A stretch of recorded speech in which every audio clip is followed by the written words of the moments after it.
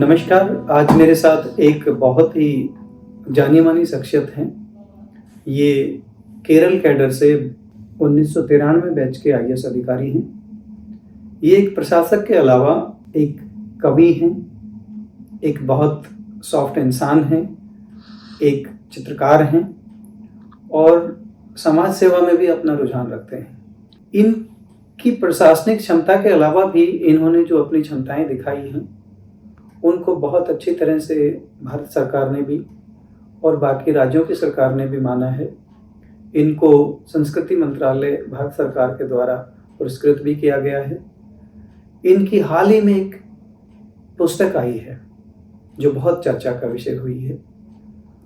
एक कवि के रूप में मैं आपको बताना चाहूँगा कि ये डॉक्टर की एमबीबीएस की डिग्री लेकर के प्रशासनिक क्षेत्र में आए और प्रशासनिक क्षेत्र में आने के बाद इन्होंने जो अपने मन की बातें थी वो अपनी कलम के माध्यम से अपने कागज पे लिखते रहे और आज इनके पास एक ऐसा खजाना, एक संग्रह हो गया जिसको पढ़कर दूसरे लोग भी बहुत प्रभावित भी होते हैं और उसको पढ़ के दूसरे लोग सीख भी लेते हैं। और वो इतनी मार्मिक चीज़ें हैं। हाल ही में जो इनकी पुस्तक प्रकाशित हुई है माँ के नाम से, माँ एक कविता संग्रह है और ये कविता संग्रह इतना पॉपुलर हुआ है कि 3 राज्यों के सबसे बड़े पदाधिकारियों ने, संवैधानिक पदों पर बैठे अधिकारियों ने उनको स्वीकार किया और उनको लोकार्पित किया। सबसे पहला लोकार्पण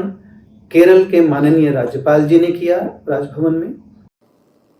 I am absolutely delighted to release the first anthology of poems of Dr. Devendra Kumar Dodawat, Additional Chief Secretary, Raj Bhavan, titled Ma, Mother. It's a moving tribute to timeless and unconditional love of mothers.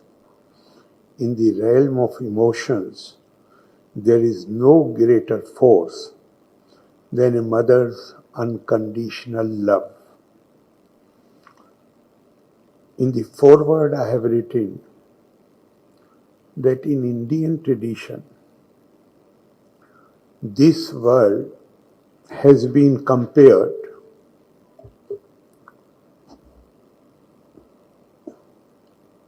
or is described as a poisonous tree. संसार विष विरक्षस्य दुई फले अमृतोपमे काव्य अमृत रसा स्वादा सल्लापा सज्जना ने सहा. This poisonous tree yields 2 fruits of incomparable value. They are immortal and they are Kavya Amrit. Now, if this Kavya Amrit, which is of immortal value, when it is about the mother, then it becomes all the more important.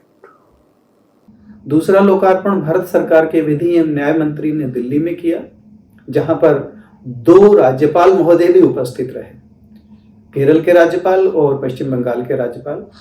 तो माँ का रूप होता है वो थोड़ा अलग होता है। माँ के बारे में मैं कहना चाहता हूँ, माँ के लिए क्या लिखूं? देवेंद्र जी आपने तो खूब लिख दिया, मैं क्या लिखूं? माँ के लिए क्या लिखूं? माँ ने तो खुद मुझे लिखा है, मैं क्या लिखूं? माँ का बताओ क्या लिखूं? माँ से छोटा कोई शब्द हो तो बताओ, है ध्यान में आ रहा है क्या? माँ से शब्द कोई छोटा और माँ से कोई बड़ा शब्द हो तो बताओ। लोग कहते हैं आज माँ का दिन है, लेकिन कौन सा दिन है जो बिना माँ के है ये भी बताओ। ये मैं आपको प्रश्न छोड़ के जा रहा हूं। मौत के लिए तो बहुत रास्ते हैं, लेकिन जन्म लेने के लिए केवल माँ ही है जी, और कोई रास्ता नहीं है। इसलिए कभी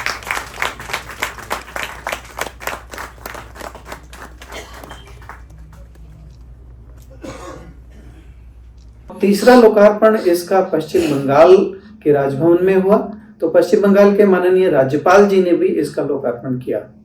ऐसी शख्सियत से आज हम आपको रूबरू कराने जा रहे हैं और इनकी जो भावनाएं हैं, इनके व्यक्तित्व का हम एक तरह से आपके सामने एक पक्ष रखने जा रहे हैं कि एक प्रशासक के अलावा ये अपने निजी जीवन में अपने कवि को कैसे संभाल पाते हैं। जी, आपका स्वागत है और आपको बहुत बहुत बधाई कि आपने अभी एक बहुत अच्छी पुस्तक, मैं ये पुस्तक दिखाना भी चाहूँगा, ये पुस्तक लोकार्पित की है। और इसकी विशेषता ये है कि ये 3 राज्यों ने लोकार्पण किया है इसका, और 2 राज्यों के माननीय राज्यपाल, केरल और पश्चिम बंगाल के, और दिल्ली में भारत सरकार के विधि एवं न्याय मंत्री ने इसका लोकार्पण किया है। इसकी दूसरी खासियत यह है कि इनकी भावनाओं को समेटे हुए ये पुस्तक है जो दूसरों के मन को भी छू जाती है। तीसरी खासियत इसकी ये है कि इस पुस्तक का कवर पेज पे जो पेंटिंग का वो दिया गया है वो इन्हीं के द्वारा उकेरा गया है। तो ये एक कवि हैं, एक अच्छे कलाकार हैं और एक अच्छे प्रशासक हैं जिनको भारत सरकार के संस्कृति मंत्रालय ने पुरस्कार भी दिया है। आपका बहुत बहुत स्वागत है देवेंद्र महाराव जी, और आपको बहुत बहुत बधाई। ये पुस्तक अमेजोन पे भी काफ़ी धूम मचा रही है और दूसरे लोगों ने जिन्होंने भी पढ़ा तो बहुत छोटे उसमें टेक्स्ट में छोटी सी कविताओं के माध्यम से बहुत बड़ी बड़ी बातें कही गई है जो दूसरों को मन को छू जाती है। और माँ तो एक ऐसी प्रकृति की सुंदर रचना है जिसने हम सबको रचा है। उसी रचना को ये एक समर्पित पुस्तक है जो देवेंद्र दोधावत जी ने अभी ये संकलन अपनी कविताओं को रिलीज किया है। हम इनको बधाई भी देते हैं और आपसे जानना चाहते हैं दोधावत जी कि आपने पुस्तक जब रिलीज करी जी, तो आप इससे पहले तो प्रशासन में रहे, बहुत ज्यादा एक प्रशासक के तौर पे आपने अपना जीवन बिताया जहां समय निकालना बहुत मुश्किल होता है। तो आप अपने प्रशासक और अपने कवि जो अंदर बैठा है, जब मैं पुस्तक पढ़ रहा था तो बहुत अच्छी अच्छी रचना इसमें देखी छोटी छोटी, उसमें कैसे तालमेल बिठा पाए? डॉक्टर साहब, ऐसा है कि ये जो आपने पढ़ी है तो आपने देखा होगा इनका जो कविताओं का आकार है बहुत लघु है जी। और ये जो लघु कविता है तो ये अच्छा, दूसरा ये कविताएं हैं ये सहज भी हैं, तो इसका मतलब है कि इसको लिखने में ज्यादा कोई प्रयास की मुझे जरूरत नहीं पड़ी। डॉक्टर साहब, बहुत अच्छी बात आपने कही कि प्रशासनिक जो दायित्व आपका रहा वो आपके कवि के कहीं आड़े ही आया, कहीं बाधा नहीं बना, मतलब ये कहने का ही है। तो मैं ये जानना चाहता हूँ कि थोड़ा सा आपका जो अब तक का सफर है उसके बारे में थोड़ा सा आप हमें और हमारे सुनने वालों को अवगत कराइए। जी जी, मेरे अब तक की सफर की बात कहें तो मेरा जन्म स्थल है वो अब राजस्थान के ब्यावर जिले में दुर्गावास पंचायत का खेड़ा देवनारायण ग्राम है, और मेरी प्रारंभिक शिक्षा अजमेर जिले के रामसर और मसूदा गांव में हुई है। मसूदा गांव अब ब्यावर जिले में आ गया है क्योंकि नवगठित जिला है। और उसके बाद प्रथम वर्ष बीएससी का अध्ययन गवर्नमेंट कॉलेज ब्यावर से किया। उसके बाद जेएलएन मेडिकल कॉलेज में मैंने एमबीबीएस में एडमिशन लिया और वहाँ से एमबीबीएस किया। और कुछ 2-2.5 वर्षों की सेवा के बाद, चिकित्सा क्षेत्र में सेवा के बाद, मैंने 1993 में भारतीय प्रशासनिक सेवा ज्वाइन की। तो आपका कविता में रुझान कब से है डॉक्टर साहब? बस कविता की बात है कि मैं स्कूल काल से ही कुछ शब्द लिखने का मतलब एक आदत सी थी, कुछ लिखते रहते थे। और फिर स्कूल और महाविद्यालय की जो भित्ति पत्रिका होती है या स्कूल की जो पत्रिका होती है वहाँ पर भी कुछ न कुछ लिखते रहते थे, या अदरवाइज भी भित्ति पत्रिका में कई और पत्रिकाओं से लिखकर जिसके के नीचे की फला पत्रिका से साभार या फला समाचार पत्र से साभार, तो इस तरह का विद्यालय और महाविद्यालय में चलन था। हम लिखते थे या हमसे लिखवाया भी जाता था। तो वहाँ से ये कुछ अपनी ओर से भी लिखने का रुझान या शौक उत्पन्न हुआ। तो कभी घर में किसी और को भी, भाई बहन या मम्मी पापा या किसी चाचा ताऊ में से किसी और को ये शौक रहा हो कि वो कविताएं या भजन गाने का या उस तरह का कोई संगीत का कोई ऐसा घर में वातावरण रहा है? नहीं, ऐसा विशेष तो नहीं कह सकते, लेकिन हाँ, माता पिता का यदि हम कहें तो वो उनके जो अनुभव के आधार पर जो हमारे समाज में प्रचलित जो कुछ कथाएं होती हैं या मुहावरे होते हैं या कहावतें होते हैं, तो उसका प्रयोग वो जरूर कभी कभी करते थे, और उनका इस प्रकार से जो सटीक प्रयोग कहावतों या मुहावरों का प्रयोग मुझे काफी आकर्षित करता है। अच्छा, ये हम जानना चाहते हैं कि ये कविता लिखने की प्रेरणा, खासकर जो माँ पे आपने लिखा है, ये प्रेरणा कैसे उत्पन्न हुई? माँ को शब्दों में समेटना बहुत बड़ा काम है। माँ तो एक ऐसी चीज है कि माँ के गर्भ से तो भगवान ने भी जन्म लिया है। जी जी। तो माँ को शब्दों में समेटना और उसकी प्रेरणा, थोड़ा सा उसके बारे में बताइए। आई थिंक ये अपना जो हमारा दैनिक जीवन है या अपने जो आपसी जो संबंध है, रिश्ते हैं, तो उन्हीं को देखकर शायद मैंने लिखा है। और इसमें इस कविता में जो इस कविता संग्रह में जिसमें कि 84 लघु कविताएं हैं, जिनको कि और शब्द इसमें कुल मिलाकर 2000 से भी कम शब्द हैं, यानी कि 23-24 शब्द प्रति कविता आते हैं एक कविता पर। तो ये इस कविता में जो वो माँ है, वो कुछ कविताओं में मेरी अपनी माँ है, कुछ कविताओं में मेरे आस पड़ोस, मेरे मित्र, मेरे परिवेश में जो माताएं हैं वो माँ हैं, और कुछ कविताओं में वो माएँ हैं जिनको कि मैंने अपनी यात्रा, प्रवास या कहीं पर आते जाते देखा है।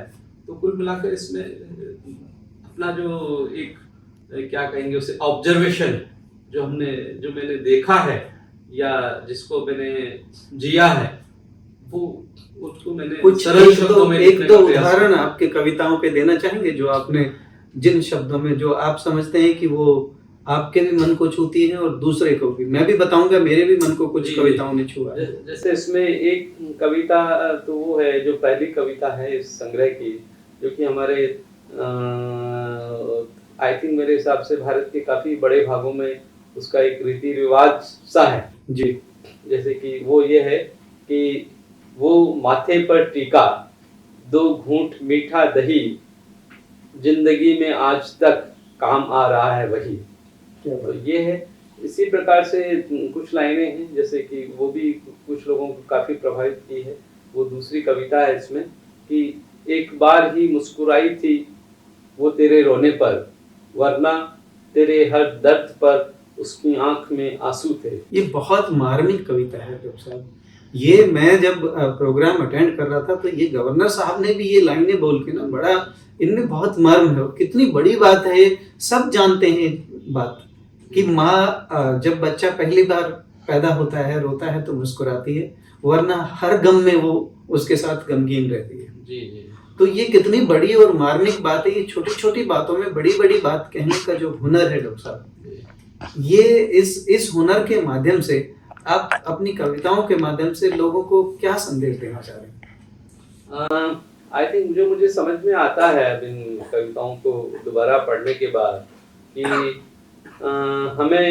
हमें मतलब जो मानव समाज है, तो इसमें और भी कई भावनाओं को लेकर कविताएं हैं, तो उसको लेकर हमें ये समझ में आता है या ये लगता है कि जो मानव समाज में जो हमारे आपसी संबंध हैं, जो इस विकास की दौड़ में हम सब चल रहे हैं, बहुत प्रगति हो रही है। हम शिक्षा, विज्ञान, अर्थ और सारे क्षेत्रों में प्रगति कर रहे हैं। तो इस प्रगति के साथ साथ हमारे जो आपसी संबंध है, जो कहा जाता है कि मानव एक सामाजिक प्राणी है, तो हमारे जो सामाजिक या मानवीय संबंध है, उन संबंधों में भी विकास होना चाहिए। वो सिर्फ संबंध बने रहें, वो संबंध भी आगे बढ़ें, और उन्हीं संबंधों को हम मजबूत बनाते हुए जो विकास की जो धारा अभी बह रही है, उसका हम आनंद लें। और या कहें कि सही मायने में हम कहें कि इस जो आर्थिक विकास है या जो भौतिक विकास है,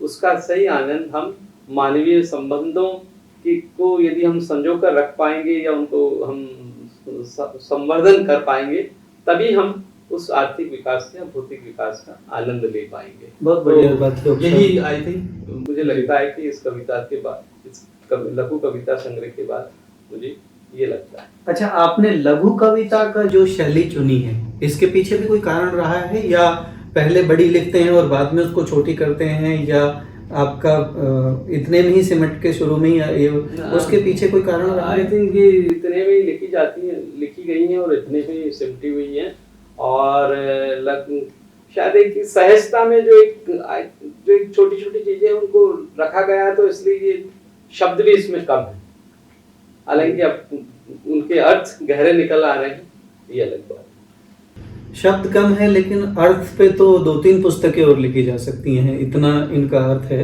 हाँ, यदि उनको विस्तार से किया जाए तो जैसे उसके उदाहरण के रूप में इसमें एक कविता है, यदि हमने प्रेमचंद की कहानी ईदगाह पढ़ी हो जी, तो उसको लेकर अपने जो आज के जो हमारे ग्रैंड पेरेंट्स और ग्रैंड चिल्ड्रन या दादा दादी या पोते पोती, इनके जो आपसी संबंध है, इनको लेकर एक कविता है कि ये मेला दुनिया का सभी के लिए एक सा नहीं होता, ये मेला दुनिया का सभी के लिए एक सा नहीं होता, हर दादी की किस्मत में पोता हामिद सा नहीं होता। क्या बात है। हाँ, तो ये डॉक्टर साहब ऐसा अपने जीवन दर्शन को दिया। हाँ, ये इस कहने का मतलब है कि हम देख सकते हैं आज की हमारे इस जो विकास की दौड़ में हमारे संबंध इतने पीछे छूट गए कि हम देखें तो माता पिता और पिता पुत्र जो है उनको हम बाहर, घर के बाहर या घर में थोड़ा साथ देख सकते हैं, लेकिन पौत्र पौत्री या दादा दादी, इनको हम कहीं साथ देखें सिनेमा थिएटर में या किसी मॉल में या किसी पार्क में या घर के बाहर, घर के अंदर में किसी 1 दिन 2 दिन के लिए, तो ये एक बहुत ही आजकल एक क्या कहें कि एक रेयर चीज होती है। तो यहाँ पर भी वो उनके जो संबंध है उनको इस जो ईदगाह में जो बात कही गई है उसको बड़े ही 20-22 शब्दों में मेरे द्वारा लिखी गई से रख दिया गया। डॉक्टर साहब ये बताइए कि ये जो आपकी शैली है जी, तो आपने सिर्फ माँ के विषय पे ही तो लिखा नहीं होगा, और भी ऐसे अन्य विषय होंगे जी, और इस पुस्तक की सफलता ने आपको प्रेरित भी किया होगा जी, कि आप और भी इस तरह के छोटे विचार और बड़े अर्थ वाले विचार लेके और आज की पीढ़ी के सामने पेश करें, तो कुछ प्रेरणा आपको प्राप्त हुई होगी जरूर इससे भी।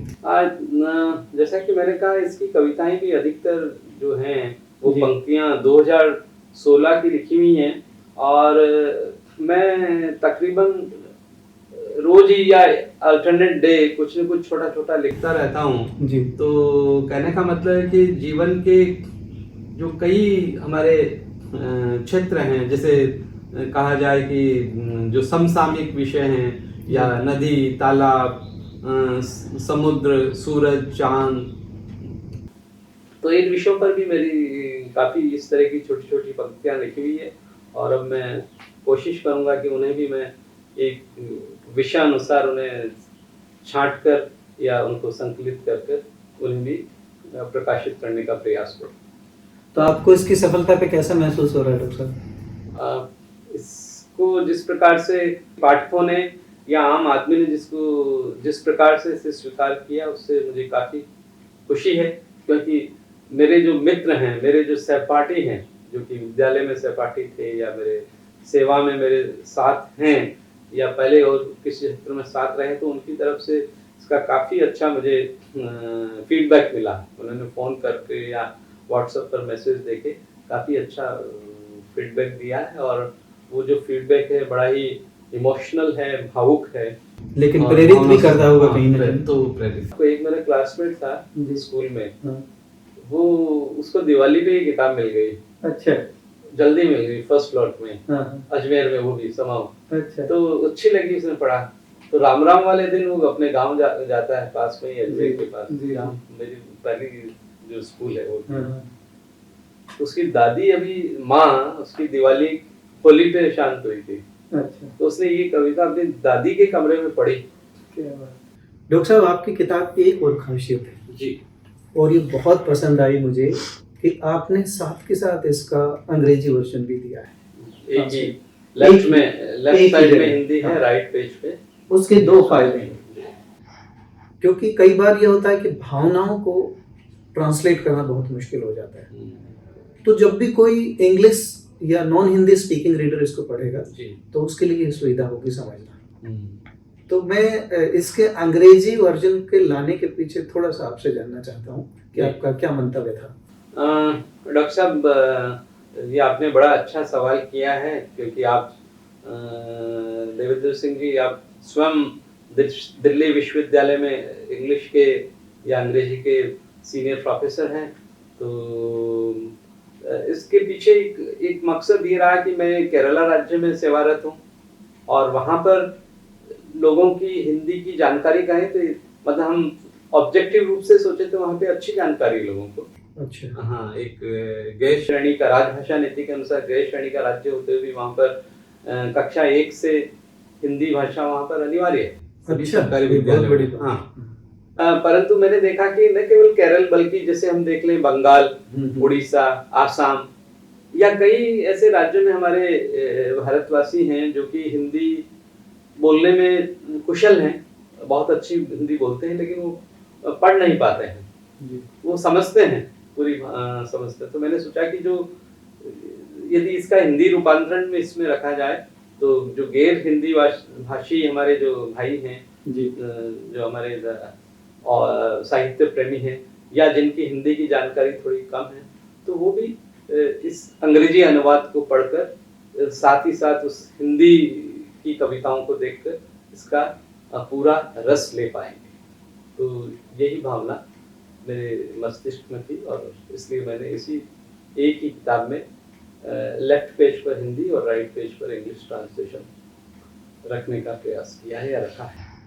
बहुत अच्छा आपने बताया ये बात, और मैं साहित्य का विद्यार्थी होने के नाते ये भी आपसे बात करूंगा कि ये जो 2 भाषाओं में किताब आई है, एक तो मैं इस तरह का ये पहला प्रयास देख रहा हूँ, एक साथ नहीं आती।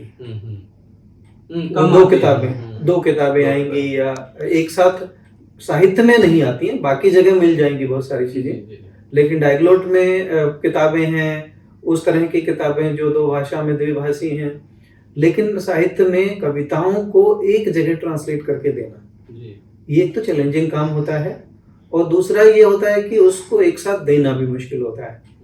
आपने दोनों भाषाएं एक साथ ली, क्योंकि मैं ट्रांसलेशन का भी विद्यार्थी रहा हूँ, तो मैंने तीनों एंगल से इसको देखा। इसको ट्रांसलेशन के हिसाब से देखा तो मैंने परफेक्ट पाया। फिर ट्रांसलेशन के हिसाब से देखने के बाद मैंने ये भी देखा कि जब हम ट्रांसलेट करते हैं तो क्या भावनाओं को हम रूपांतरित कर पाते हैं। तो वो भावनाएं, क्योंकि अपनी भाषाओं की संस्कृति होती है, उस संस्कृति को ट्रांसलेट करना बहुत मुश्किल होता है, जटिल होता है। वो तालमेल आपने बिठा के इतना अच्छा प्रयास किया है कि वाकई सराहनीय है। और मैं तो ये रिकमेंड करूंगा कि कहीं ना कहीं इसकी कुछ जो कविताएं हैं वो किसी ना किसी सिलेबस में जरूर आनी चाहिए। इन भावनाओं को अगली पीढ़ी पढ़े, इन भावनाओं को किसी भी भाषा में, दोनों भाषाओं में एक सी भावनाएं हैं। मैंने ये देखा कि आपने बहुत अच्छा मेंटेन किया उनको, और उन भावनाओं को उकेरने के लिए जो आपने मेहनत की है, और आपकी दोनों भाषाओं पे इस पे पकड़ भी दर्शाती है, आपकी भाषा की पकड़, आपकी संस्कृति की पकड़, आपकी भावनाओं की पकड़, उस भावनाओं के धागों को टूटने नहीं दिया। ये सबसे बड़ी बात ट्रांसलेशन में रही है आपकी। तो मैं आपको इस पुस्तक के लिए फिर एक बार धन्यवाद देता हूँ, और आज बात करने के लिए आपका बहुत बहुत धन्यवाद। और इस पुस्तक की सफलता के लिए मैं और शुभकामनाएं देता हूँ, और आगे हम आपके विचारों को पढ़ते रहें, जानते रहें, और आपकी और पुस्तकें आते रहें, ऐसे ही हम आपसे कामना करते हैं। डॉक्टर देवेंद्र सिंह जी, आपको भी बहुत बहुत धन्यवाद। और आप तो स्वयं इंग्लिश के प्रोफेसर हैं, तो आपके विश्वविद्यालय में, दिल्ली विश्वविद्यालय में देखिए कि इस पुस्तक का क्या विद्यार्थियों के लिए या शोधार्थियों के लिए क्या प्रयोग हो सकता है। तो अंत में मेरी आपसे यही गुजारिश रहेगी। तो इसके साथ एक बार पुनः आपको बहुत बहुत थैंक यू, धन्यवाद।